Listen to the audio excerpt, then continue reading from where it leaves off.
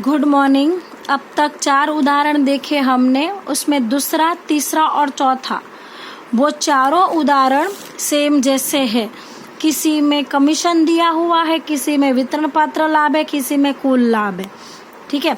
और आज हम उदाहरण 5 देखेंगे। तो उदाहरण 5 में पहले सवाल पढ़ेंगे। तो रिया, दिलीप और कीर्तन एक साझेदारी पेढ़ी के साझेदार है। कीर्तन को दिलीप के हिस्से का 5वां भाग तथा रिया को कीर्तन के हिस्से का 2गुना भाग मिलना है। तो ये गणना करनी है हमें। यहाँ से ये सब क्या करनी है? गणना। किसकी गणना करनी है हमें? तो इन सब के लाभ हानि के अनुपात की गणना। ये सब गणना करके हमें क्या ढूंढना है? लाभ हानि का अनुपात। देखो, सवाल में लाभ हानि का अनुपात ना हो तो हम समान यानी 1-1-1 हिस्से में लाभ बांट लेते हैं, और अनुपात हो तो उसमें बांटना पड़ता है। तो अभी हमारे सवाल में अनुपात दिया नहीं है, पर ये थियरी के रूप में समझाया है कि आप अनुपात ढूंढो और फिर लाभ को बांटो। यदि वर्ष के अंत में पेढ़ी का कुल लाभ 1,92,000 है, प्रत्येक साझेदार को प्राप्त लाभ की गणना कीजिए। यानी जो लाभ दिया हुआ है उसमें से तीनों को कितना मिलेगा आप ढूंढो। देखो, अब लाभ 1,92,000 है, तो तीनों यानी कौन? रिया, दिलीप और कीर्तन के बीच में हम लाभ को बांट लेंगे। बराबर। पर बांटेंगे कौन से अनुपात में? लाभ हानि के अनुपात में। अब लाभ हानि का अनुपात हमारे पास है, लाभ हानि का अनुपात हमारे पास नहीं है। तो ये हमें क्या करना है? ढूंढना है। ये मिलेगा तभी हम लाभ को बांट पाएंगे। और यहाँ पर हम 1-1-1 नहीं ले सकते। क्यों? क्योंकि लाभ हानि का अनुपात सवाल में ना हो तो आप समान हिस्से में बांटो, अनुपात हो तो इसमें बांटना नहीं है। अब तो हमें देखो, यहाँ पर सवाल को वापस पढ़ेंगे तो हमें अनुपात मिलेगा। और 10वीं में ऐसा समीकरण भी आपके आते थे, तो फिर से ध्यान देते। कीर्तन को दिलीप के हिस्से का 5वां भाग, मतलब कीर्तन को दिलीप का 5वां भाग मिल रहा है, तो कीर्तन को क्या मिल रहा है? 5वां भाग। फिर क्या बोला है? रिया को कीर्तन के हिस्से का 2गुना भाग, तो रिया को क्या मिल रहा है? 2गुना भाग। रिया को 2गुना मिल रहा है, कीर्तन को 5 भाग मिल रहा है, रिया को 2गुना भाग मिल रहा है। मतलब कीर्तन और रिया को मिल रहा है, पर दिलीप का कुछ दिया नहीं है, तो हमें यहाँ पर दिलीप का मान लेना है। और दूसरी बात, कीर्तन को 5वां भाग है, वो किसका है? दिलीप का। तो दिलीप का हिस्सा होगा तब 5वां भाग करेंगे ना, और 5वां भाग होगा तब रिया का 2गुना होगा ना। रिया को क्या बोला है? कीर्तन का भाग का 2गुना। कीर्तन का मिलेगा तो रिया को 2गुना करेंगे, और दिलीप का मिलेगा तो कीर्तन को मिलेगा। तो हमें यहाँ पर दिलीप का भाग अपने मन से मान लेना है। तो मानो के डी मतलब लेना है दिलीप। तो मानो के दिलीप को मिलने वाला लाभ है 1। मानो के दिलीप को मिलने वाला लाभ है 1। अब सवाल में वापस जाऊंगी मैं। सवाल में ये लाइन लिखी हुई है, देखे पढ़ते हैं। कीर्तन को दिलीप के हिस्से का 5वां भाग, तो वो ही मैंने यहाँ पर लिखा है। कीर्तन को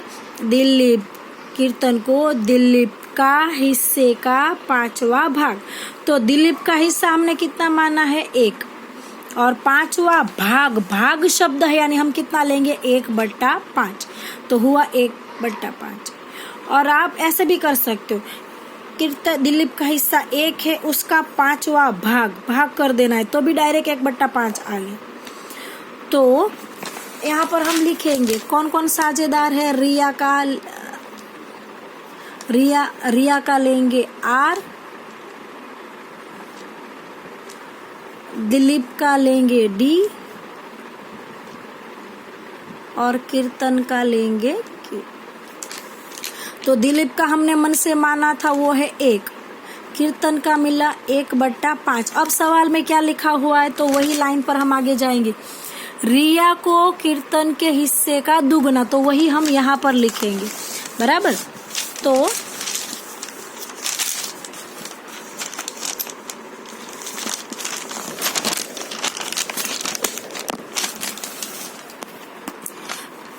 सवाल में लिखा हुआ है रिया को कीर्तन का है, कीर्तन के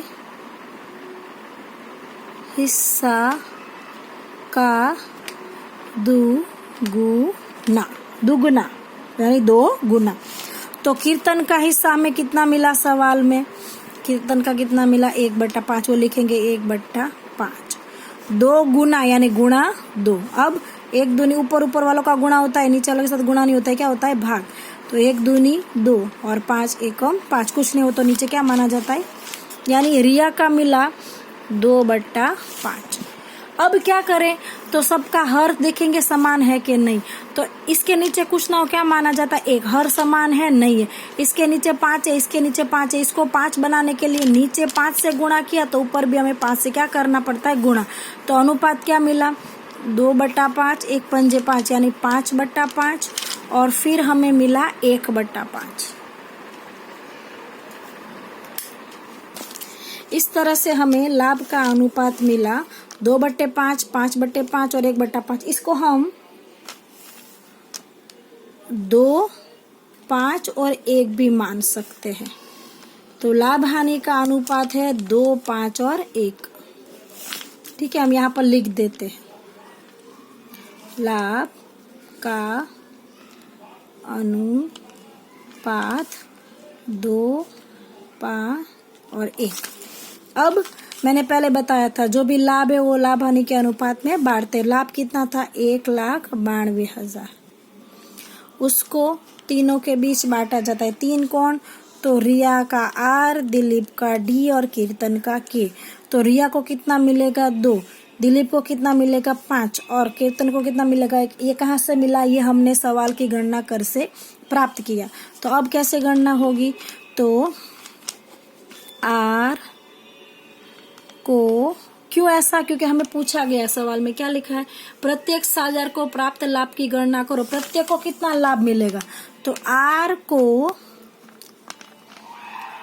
प्राप्त लाभ बराबर 1,92,000 गुणा 2 कितना होगा 2 और 5 7 और 1 8, 2/8 होगा, बराबर है। फिर किसका ढूंढना है, D को प्राप्त लाभ बराबर 1,92,000 गुणा 5/8। 8 कहाँ से आया, तो आपको मालूम है इन तीनों का टोटल वो होता है 8।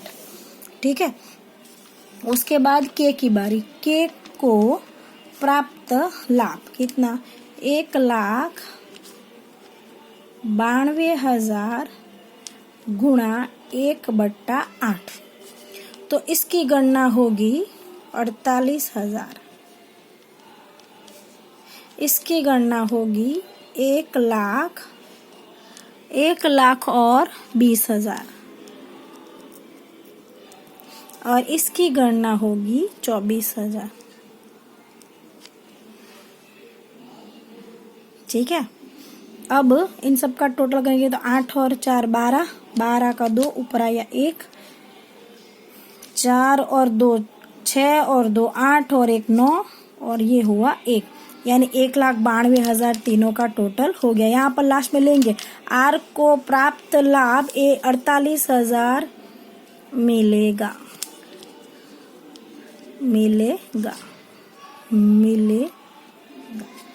तो सवाल में क्या पूछा था, तो तीनों साझेदार को कितना लाभ मिलेगा गणना करो। तो हमने गणना की, तो मैंने फिर से मैं बता रही हूँ, मैंने दिलीप का ही मानो के दिलीप को मिलने वाला लाभ 1, मैंने क्यों दिलीप का ही मान लिया, क्योंकि सवाल में देखो कीर्तन को दिलीप का 5वां यानी कीर्तन को 5वां भाग मिलने बोल दिया है, रिया को 2 गुना मिलेगा ये भी बता दिया, दिलीप को कितना वो बताया नहीं है। और दूसरा दिलीप को, इस दिलीप का है ना, दिलीप का जो भी लाभ होगा उसका 5 भाग कीर्तन को मिलेगा। तो दिलीप का भाग हम ढूंढे मान लेंगे तभी तो उसका 5वां भाग करेंगे, और फिर जो कीर्तन का लाभ मिलेगा उसका 2 गुना करेंगे। तो रिया के लिए कीर्तन का ढूंढना पड़ेगा, कीर्तन का के लिए हमें क्या करना पड़ेगा, दिलीप का मान लेना पड़ेगा। इसलिए दिलीप का मान हमने क्या लिया, 1। दिलीप का 1 लिया तो उसका 5 भाग कर दिया, तो आ गया 1/5। फिर रिया को क्या बोला है, रिया को कीर्तन का 2 गुना, कीर्तन का 1/5 का 2 गुना किया तो 2/5। फिर अपने को हमें लाभ हानि का अनुपात मिल गया तो वो डायरेक्ट हमने लाभ को क्या कर दिया, बांट लिया। ठीक है।